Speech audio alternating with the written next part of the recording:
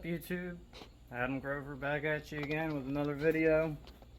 I told you guys when the timing belt drive came in, I would take a video of it and show you guys it. And it just came in today. This is the Speedmaster timing belt drive for a small block Chevy. It was $350 something with tax, $333 or something, you know, before tax. But it looks pretty decent. Doesn't look like there's much there to fail. I mean, belt, a couple bearings in it, you know, tensioner bearing. Looks like there's a bearing back here. Seals. Don't look too bad. Hardware. Has your marks for degreeing the cam. So you can go as far as 10 degrees advanced or retarded, which honestly is plenty enough. But looks pretty good, you know, adjustable, the whole nine. So that's what I wanted. So for that price, you know, to me it wasn't worth buying a new timing cover, timing chain and gear, and a cam button when I can just plop this in and be done. So this whole deal should help hold the cam in place so it doesn't walk, and it should also, obviously it's adjustable so I can play with timing and take a little bit of the harmonics out of the engine. And so it's got, definitely has its benefits to going with the belt drive over a timing chain setup. So for $100 and something difference between a chain, timing cover, and a cam button, it's, in my opinion, worth it. Now if you're trying to save a couple bucks, by all means, you know, I'm not going to say a chain isn't better than a belt or say that this is better than a chain per se, but you know, there's nothing wrong with a chain. I've used chains my whole life. This is my first belt drive that I'll be installing on an engine. So, I mean, we'll see how it goes and see how good it really is. I might change this belt or keep an eye on it because I don't know, you know, it might be a cheap belt, might wear right out.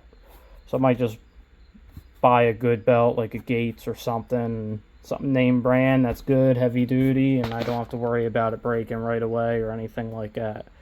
So that is the one downfall to a belt drive. The belt breaks and you're going to have some problems. So that's one downfall to it. But the belt breaking, you know, I mean, this is something you can look at when the hood's open. So it's something that you can check pretty frequent. And not necessarily, you know, unless you're pretty non-observant, I guess, put it in nice terms, then you'll notice the belt fraying or ripping apart. There's that. I also got the brakes. It's a disc brake kit from Speedway Motors. Brackets, calipers, pads. That box has the rotors in it. Got the U-joints.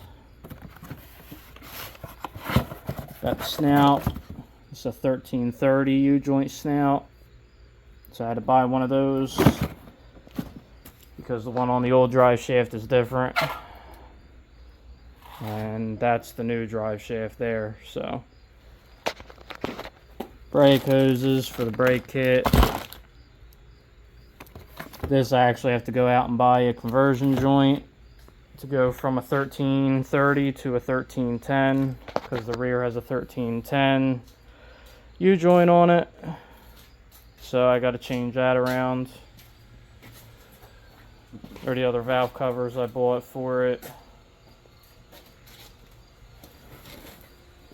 And then I got the cross mount, transmission mount. This goes with the cross mount. I painted this. This wasn't red.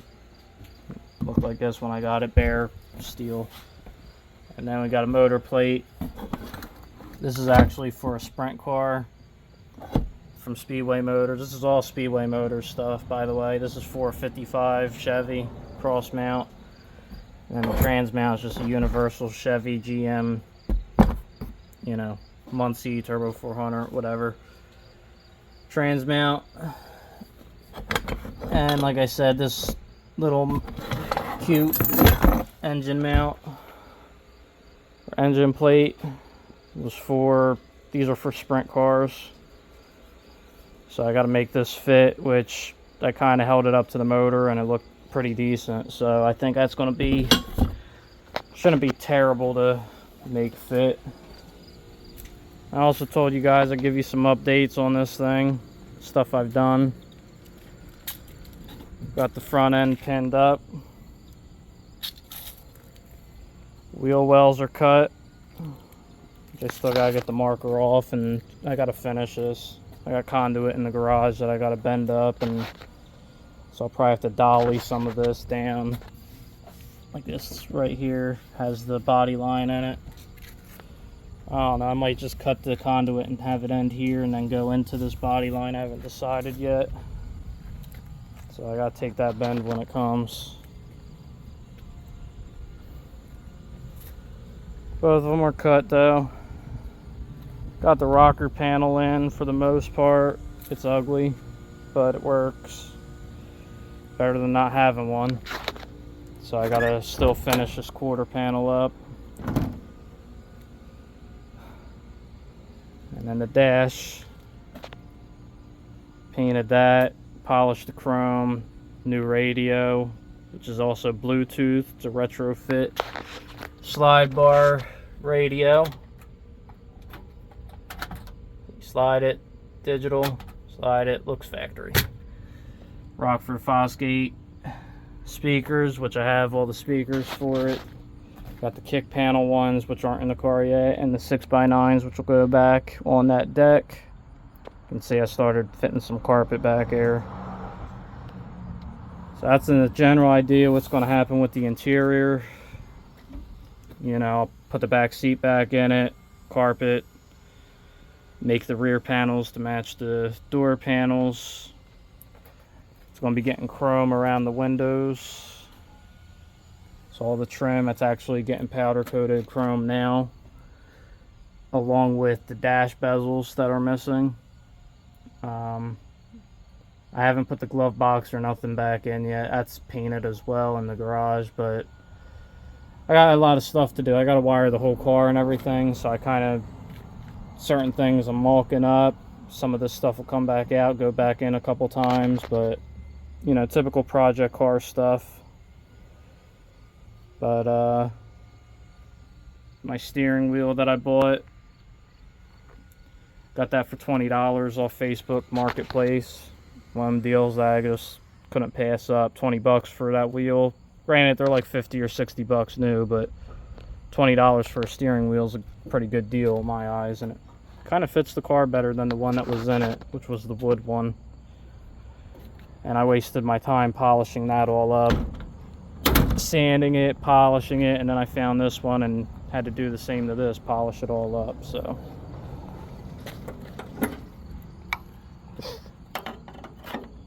front end is on it. It's a little bit of a pain to work with, but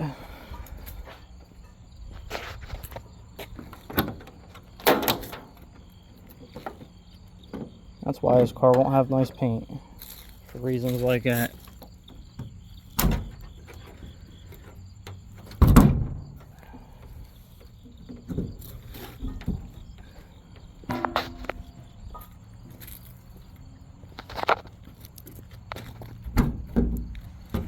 It's like a little technique to getting this to open. You kind of got to go back and forth with it, and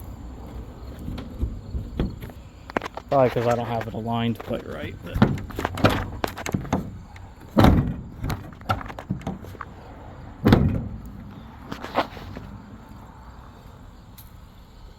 I'm not the best body guy, so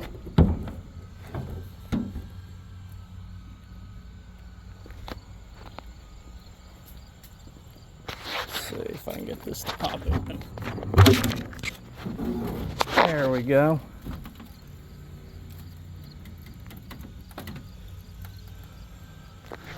As you can see, I got the strap. Hold the front end from going too far.